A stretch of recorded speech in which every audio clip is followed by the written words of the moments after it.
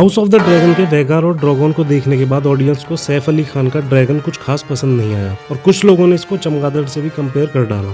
Audience अब ये पूछ रही है कि आखिर ये 500 करोड़ जाते कहाँ हैं। इस सब को लेकर क्वेश्चन खड़े होते हैं क्योंकि 500 करोड़ कोई छोटी अमाउंट नहीं होती। आदि पुरुष का ट्रेलर लॉन्च होने के बाद ये मूवी काफी सवालों में घिर गई, जिसमें ज्यादातर सवाल इसके वीएफएक्स को लेकर उठे और इसके लो स्टैंडर्ड एनिमेशन को देखते हुए ऑडियंस ने इस मूवी को कार्टून बता दिया, जिसके चलते कुछ लोगों ने आदि पुरुष को हाल ही में आई गेम ऑफ थ्रोन्स के prequel house of the dragon से कंपेयर करना शुरू कर दिया, जो कि रिसेंट में काफी ट्रेंडिंग पर है। तो आइए जानते हैं हाउस ऑफ द ड्रैगन की शूटिंग स्ट्रेटजीज के बारे में और इन जैसे शोज में ज्यादा पैसा कहाँ स्पेंड होता है। हाउस ऑफ द ड्रैगन की स्टोरी जॉर्ज आर मार्टिन की बुक फायर एंड ब्लड पर बेस्ड है, जो कि ईयर 2018 में पब्लिश हुई थी। House of the dragon game of thrones से सेंचुरीज पहले हुए इवेंट्स पर बनाई गई एक नई सीरीज है, जिसका प्रीमियर HBO मैक्स पर 21 अगस्त 2022 को हुआ था। शो को टोटल 5 डायरेक्टर्स ने डायरेक्ट किया है, जिनमें गीता वसंत पटेल और मिगेल सैपनिक जैसे नाम भी हैं, जिन्होंने Emmy winning battle of the bastard सहित गेम ऑफ थ्रोन्स के 6 एपिसोड डायरेक्ट किए हैं। और गेम ऑफ थ्रोन्स और वेस्ट वर्ल्ड में काम कर चुके एमी विनर रामीन जवादी ने सीरीज में म्यूजिक कंपोज किया है। इसमें गेम ऑफ थ्रोन्स के अपोजिट काफी छोटी कास्ट रखी गई है, जो कि ज्यादा एक्सपेंसिव नहीं है। इस शो में फिलहाल सिर्फ 3 फैमिलीज पर ही फोकस किया गया है, जो है टारगेरियन, वलारियन और हाईटावर। एक्टर्स की बात की जाए तो मोस्टली व्यूअर्स ने इनमें से कुछ के ही नाम सुने होंगे और यही इन शोज की खास बात है कि ये एक्टर्स को एक्टिंग के बेसिस पर ही लेते हैं, ना कि उनके नाम से, जिससे एक्टर्स की तरफ से पैसे की काफी सेविंग हो जाती है और प्रोडक्शन में और पैसा ऐड हो जाता है। हाउस ऑफ द ड्रैगन के हर एक्टर ने अपना पहला एक्सपीरियंस शेयर करते हुए बताया कि जब उन्हें इस शो के लिए कॉल आया तो वो काफी एक्साइटेड हो गए थे, लेकिन फिर इतना ज्यादा फैन बेस देखकर काफी प्रेशर भी उन्हें महसूस हुआ और इस एक्साइटमेंट और प्रेशर के कोऑर्डिनेशन से ही इन एक्टर्स ने शो में इतना डेडिकेशन दिखाया है। शो के डायरेक्टर्स और क्रू मेंबर्स, जो कि पहले भी काफी बड़े प्रोजेक्ट्स पर काम कर चुके थे, उनका भी कहना था कि हाउस ऑफ द ड्रैगन उनकी लाइफ का सबसे बड़ा शो है। हाउस ऑफ द ड्रैगन को एक अलग स्टोरी के फॉर्म में दिखाने की कोशिश की गई है, जो कि पुराने दिलों में ले जाती है, जब ड्रैगन्स पूरे वेस्टरॉस में घुमा करते थे और पूरे टारगेरियन एम्पायर में काफी पीस और प्रॉस्पेरिटी का माहौल था। और पीस का माहौल होने का मेन रीजन था ये ड्रैगन्स, क्योंकि टारगेरियन से उलझना मतलब ड्रैगन्स की आग से खेलने जैसा था। शो की क्रिएटिव टीम ने इस बात पर पूरा जोर दिया है कि इसकी अपनी एक अलग पहचान और टोन होगी, जो कि शो के साथ इवॉल्व होती जाएगी। दूसरे शब्दों में कहा जाए तो शो में सभी पॉलिटिकल पैतरेबाजी, एक्सप्लिसिट ब्लडशेड और जाइंट CGI ड्रैगन्स देखने को मिलेंगे, जिसकी उम्मीद गेम ऑफ थ्रोन्स के फैंस को हमेशा रहती है। House of the dragon mostly एक फैमिली की स्टोरी है, जो कि वक्त के साथ अलग अलग हिस्सों में बंटती जाती है। सीधे शब्दों में कहा जाए तो ये शो रूटेड है डोमेस्टिक और फैमिलियल मुद्दे पर, और इसीलिए टारगेरियन सिविल वॉर को डांस ऑफ द ड्रैगन कहा गया है। इसमें टारगेरियन फैमिली मेंबर्स के बीच सिविल वॉर के पीरियड को दिखाया गया है। HBO ने हाउस ऑफ द ड्रैगन के लिए fire and blood book choose करने का रीजन बताया कि ये बुक ऑलरेडी कंप्लीट थी और पब्लिश हो चुकी थी, जिससे प्रोड्यूसर्स के पास आगे का पूरा रोड मैप तैयार रहेगा। और दूसरे नजरिए से देखा जाए तो गेम ऑफ थ्रोन्स की बुक पूरी कंप्लीट न होने के कारण लास्ट के कुछ सीजन्स बुक के अकॉर्डिंग नहीं लिखे गए थे, जो कि व्यूअर्स ने काफी क्रिटिसाइज किए थे। यही रीजन था कि ये लोग इस बार कोई रिस्क नहीं लेना चाहते थे। अब इस वीडियो के मेन टॉपिक की बात करते हैं, जो है मैसिव सेट्स, आर्किटेक्चर, टेक्नोलॉजी और ड्रैगन्स। किंग्स लैंडिंग के द रेड कीप कासल को एक रियल कासल जैसा ही बनाया गया, जो कि किसी नॉर्मल फिल्म सेट से 3 गुना ज्यादा बड़ा था, जिसे पहली बार देखकर एक्टर्स भी अमेज हो गए थे। ये सेट किसी एंशिएंट मॉन्यूमेंट जैसा था, जिसमें काफी लंबी बिल्डिंग्स और उनके अंदर मैसिव स्टैचूज भी लगाए गए थे। इस शो की की पॉइंट है इसकी एक्स्ट्राऑर्डिनरी लोकेशंस, जिन्हें देखकर किसी को विश्वास तक नहीं होता कि ये लोकेशंस रियल में है भी या नहीं। जॉर्ज आर मार्टिन ने वर्ल्ड ऑफ वेस्टरॉस को कुछ इस तरह से बनाया था कि इसमें हर कोई खो जाता था। वेस्टरॉस बेसिकली एक फ्यूडल सोसाइटी थी, जिसमें कई नोबल हाउसेज रूल करते थे, जिनमें वलारियन और हाईटावर 2 बड़े प्लेयर थे। इस शो के हर एक कैरेक्टर को जॉर्ज मार्टिन ने काफी वक्त लगाकर बनाया है, जिससे इंसान ही नहीं बल्कि ड्रैगन्स को भी उनकी अलग अलग खूबियों से पहचाना जा सकता है। गेम ऑफ थ्रोन्स से लेकर हाउस ऑफ द ड्रैगन तक आयरन थ्रोन हमेशा टॉपिक ऑफ डिस्कशन रही है। बुक्स के अकॉर्डिंग ये थ्रोन एगोन द कॉन्करर के थ्रू मारे गए 1000 ओपोनेंट्स की तलवारों से बनाई गई थी। शूटिंग के लिए इस थ्रोन को प्लास्टिक से बनाया गया है, जो कि सीढ़ियों पर इतनी ब्रिलियंटली बिछाई गई है कि ये रियल लगने के साथ साथ टारगेरियन पावर से इंट्रोड्यूस कराती है। शूटिंग में काफी इमर्सिव एनवायरनमेंट बनाया गया, ताकि सिर्फ ऑडियंस ही नहीं बल्कि कास्ट और क्रू भी वहाँ की वाइब को फील कर सके। तभी द रेड कीप कासल की स्टेयरकेस को इतना बड़ा बनाया, जो कि कासल के लिए एक सिंबल ऑफ पावर का काम करती है। इनकी वजह से यहाँ घर के साथ साथ पार्लियामेंट की फील भी आती थी, जहाँ कैबिनेट मीटिंग रूम में स्ट्रेटेजीज तैयार होती है। रेड कीप की पूरी शूटिंग इस एक सेट पर ही हुई है। इसके लिए इनको अलग अलग लोकेशंस पर जाने की जरूरत नहीं पड़ती थी। ये अपने आप में अकेला इतना स्पेशल सेट है, जो कि जितना बड़ा था उतना ही सुंदर भी। हर डिटेलिंग का इतना ध्यान रखा गया है कि यहाँ बड़े आराम से बिना किसी विजुअल इफेक्ट्स के शूटिंग हो जाती है। आर्किटेक्चर की बात की जाए तो इसमें बहुत छोटी छोटी डिटेल्स पर काम किया गया, जैसे कि दीवारों पर बने स्टैचूज, ड्रैगन की स्कल जैसी चीजें।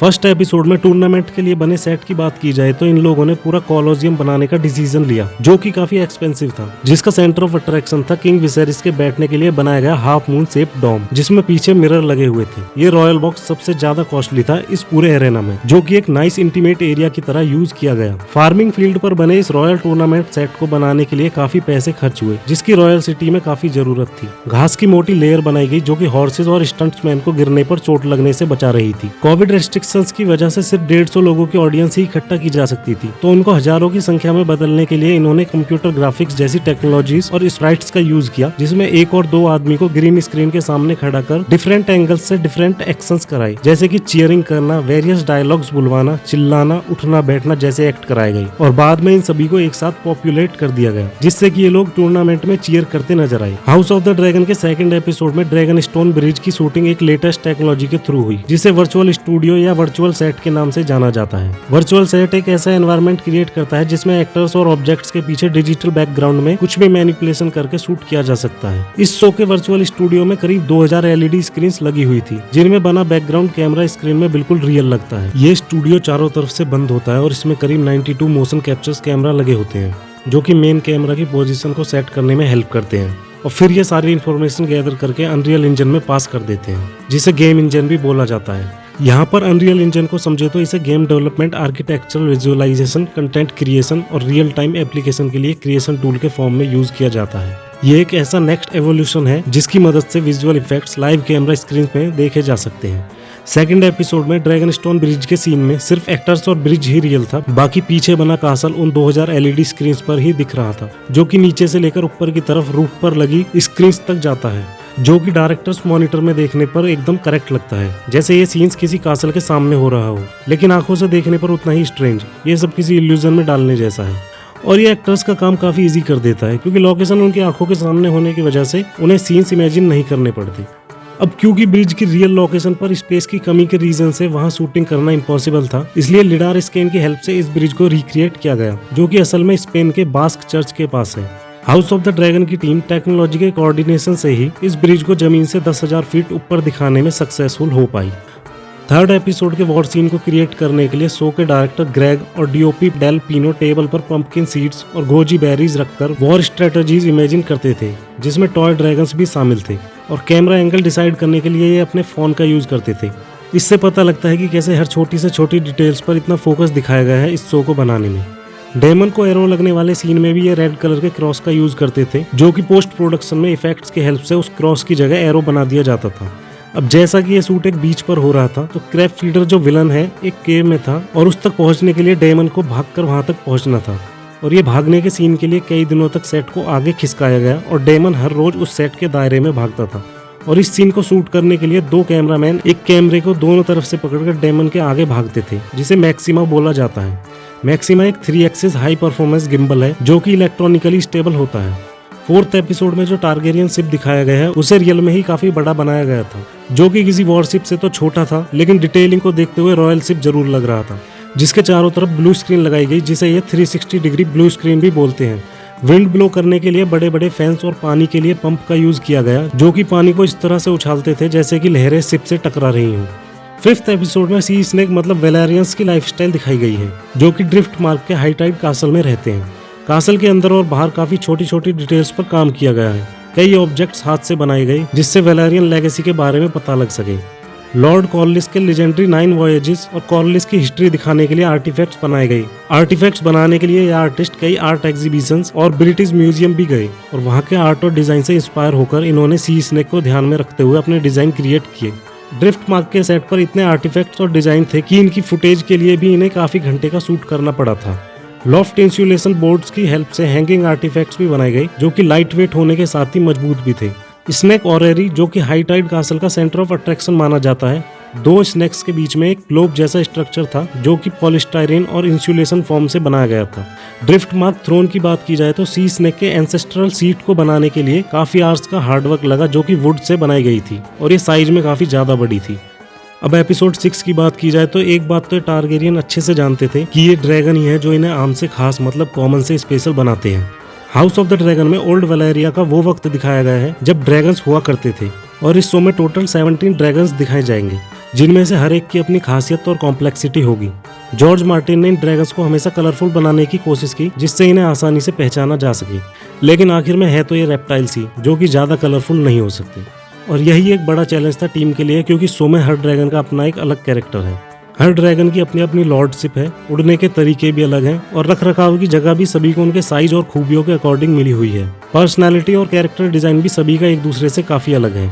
कैरेक्टर का पता इस बात से लगा सकते हैं कि शो में रेनारा का ड्रैगन फास्ट है, तो वहीं डेमन टारगेरियन का ड्रैगन उसी की तरह शॉर्ट टेम्पर्ड। इस पूरे फैंटेसी वर्ल्ड में वेगार साइज में सबसे बड़ा ड्रैगन है और ये बूढ़ा होने के साथ ही कम फुर्तीला दिखाया गया है, लेकिन इसकी एक झलक काफी थी किसी को भी हथियार डलवाने के लिए। ड्रैगन्स का ग्रो होना कभी नहीं रुकता, ये मरने तक बड़े होते रहते हैं। वेगार अपने साइज की वजह से ड्रैगन पिट में भी फिट नहीं होता था, जिस वजह से इसे ज्यादातर भारी दिखाया गया है। इसके कैरेक्टर को आलसी और ज्यादा सोने वाला बनाया गया है। 11 साल पहले गेम ऑफ थ्रोन्स में CGI टेक्निक का यूज करके ड्रैगन बनाए जाते थे और CGI आज इतना डेवलप हो चुका है कि ये ड्रैगन्स को रियल में लोगों की लाइफ में उतारने में सक्सेसफुल हुआ है। ड्रैगन्स के बदबूदार होने की वजह से उनके ऊपर मक्खियां भी दिखाई गई हैं, जो कि CGI टेक्नोलॉजी की हेल्प से ही हो पाया है, जिससे ये ड्रैगन्स काफी रियल लगने लगते हैं। इन ड्रैगन्स के लिए शो में एक अलग लैंग्वेज बनाई गई, जिसमें दोहारिस और ड्रकारिस जैसे वर्ड शामिल हैं। हर ड्रैगन की पीठ पर सैडल मतलब काठी रखे गए हैं, जो कि राइडर को बैठने में मदद करते हैं। और VFX टीम ने सैडल को भी इतनी डिटेलिंग का ध्यान रखकर बनाया है कि वेगार का सैडल काफी जगह से फटा हुआ दिखाया गया है। वैसे तो ड्रैगन्स अपने आप में ही काफी प्रेशियस दिखाए गए हैं, लेकिन टारगेरियन के लिए इन ड्रैगन्स से भी ज्यादा कीमती है इनके एग्स। ड्रैगन एग्स का डिजाइन काफी यूनिक बनाया गया है और इन एग्स को वेस्टेरोस वर्ल्ड में गेटवे ऑफ पावर समझा जाता है। नई पीढ़ी को ड्रैगन एग उनकी एक क्वालिफाई एज आने पर मिलता है, जो कि पूरी लाइफ के लिए उनके साथ जुड़ जाता है। इन एग्स को ज्यादा कीमती इसलिए भी बोला जाता है क्योंकि ज्यादातर एग्स खराब हो जाते हैं और कुछ से ही बच्चे बाहर आते हैं। एग्स की इंपॉर्टेंस का पता इस बात से चलता है कि सेकंड एपिसोड का ब्रिज वाला सीन एक एग को लेकर ही था। तभी ये टारगेरियन इस शो में बोलते नजर आते हैं कि fire is such a strange power. छोटी छोटी डिटेल्स को ये लोग इतना सीरियस ले गए कि शो की प्रॉप टीम ने काफी क्वांटिटी में ड्रैगन पूप भी बना डाली, जो कि ड्रैगन पिट के सीन में साफ होते नजर आ जाती है। 7th एपिसोड में किंग विसेरिस के दूसरे बेटे एमंड को अपना पहला ड्रैगन क्लेम करते दिखाया गया है, और वो भी पूरे वेस्टेरोस का सबसे बड़ा ड्रैगन वेगार। वेगार इस वक्त 130 साल का था और इतना बड़ा हो चुका था कि इसे अपना वेट संभालने में ही काफी मशक्कत करनी पड़ती थी, और अपने साइज की वजह से कहीं फिट न होने के कारण वेगार एक लोनर पर्सनैलिटी की तरह दिखाया गया है। वेगार इतना लंबा था जिस पर एमंड को चढ़ते ऐसे दिखाया गया है जैसे कि वो किसी छोटे पहाड़ पर चढ़ रहा हो।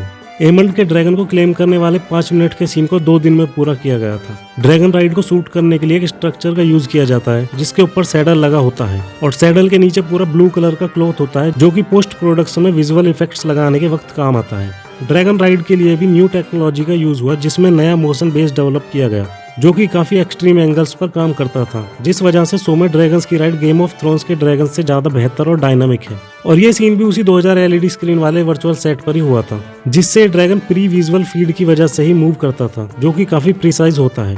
हाउस ऑफ द ड्रैगन की शूटिंग पूरे 1 साल तक चली, जिस वजह से इसमें इतने प्रिसाइजली काम हो पाया और हर एक चीज इतनी परफेक्ट दिखाई गई। कास्ट और क्रू की पूरी मेहनत इसमें दिखती है। अब आदि पुरुष की बात की जाए तो इसका बजट 500 करोड़ था, जो कि $63 मिलियन होता है। जिसमें एक्टर्स की फीस की बात करें तो प्रभास की फीस 150 करोड़ बताई जा रही है, जो कि ऑफिशियली कंफर्म नहीं है। और फिल्म की एक्ट्रेस कृति सेनन ने 3 करोड़ चार्ज किए और लक्ष्मण का रोल निभा रहे एक्टर ने 1.5 करोड़। अगर रफली कैलकुलेट करें तो करीब 200 करोड़ रुपए सिर्फ एक्टर्स की फीस में ही चले गए और बाकी के बचे 300 करोड़ फिल्म के प्रोडक्शन में लगे, जिसमें VFX टीम भी शामिल है, जिस VFX टीम को काफी क्रिटिसाइज भी किया जा रहा है। और दूसरी तरफ हाउस ऑफ द ड्रैगन का बजट करीब $20 मिलियन पर एपिसोड था, जो कि कंप्लीट सीजन का $200 मिलियन होता है। शो के एक्टर्स की फीस अभी ऑफिशियली अनाउंस नहीं हुई है, लेकिन ये सारे एक्टर्स की फीस ऐड करके भी टोटल बजट के 20% से भी कम ही होगा। लेकिन एक्टर्स को भी ब्लेम करना गलत ही होगा, क्योंकि 300 करोड़ काफी होते हैं किसी भी फिल्म में 4 चांद लगाने के लिए, और यही बात ऑडियंस के गले से नहीं उतर रही है। लेकिन क्या ऑडियंस की इतनी एक्सपेक्टेशंस सही भी हैं? अब हॉबिट, एवेंजर्स और गेम ऑफ थ्रोन्स देखने के बाद थोड़ी एक्सपेक्टेशन तो इंडियन ऑडियंस की बढ़ी है, लेकिन अगर देखा जाए तो बाहुबली के एनिमेशंस इन हॉलीवुड मूवीज और वेब सीरीज के कंपैरिजन में थोड़े से कम ही इफेक्टिव थे। लेकिन ऑडियंस ने फिर भी बाहुबली के एनिमेशन और VFX की तारीफ ही की, और फिर उसके बाद RRR और ब्रह्मास्त्र आई, जिनमें थोड़ा और इम्प्रूवमेंट देखने को मिला, और इन इम्प्रूवमेंट्स की वजह से ही ऑडियंस सेटिस्फाई थी इन मूवीज से। तो ये कहना तो गलत होगा कि ऑडियंस हॉलीवुड मूवीज से इन हिंदी मूवीज को डायरेक्ट कंपेयर कर रही है। इसमें ऑडियंस की नाराजगी का रीजन है आदि पुरुष की इतनी हाइप क्रिएट करने को लेकर। अगर ये लोग 500 करोड़ बजट की मूवी में प्रभास जैसे एक्टर को लेकर इतने दिन पहले से हाइप क्रिएट करेंगे तो इसका रिजल्ट यही होना था। इस बात का एक एग्जांपल रॉबर्ट 2.0 भी है, जो कि ऐसे ही एनिमेशंस की वजह से काफी क्रिटिसाइज हुई थी। रिसेंट में फिल्म इंडस्ट्री के दिन कुछ अच्छे नहीं चल रहे, और अब एक बात इन्हें समझनी होगी कि आगे भी फिल्म्स का फ्यूचर टेक्नोलॉजी में ही है। अब वीडियो के लास्ट में बॉलीवुड से एक ही बात कहना बाकी है कि 500 करोड़ काफी अच्छा अमाउंट है अगर ये कहीं सही जगह इन्वेस्ट हो तो, क्योंकि History does not remember blood. It remembers names.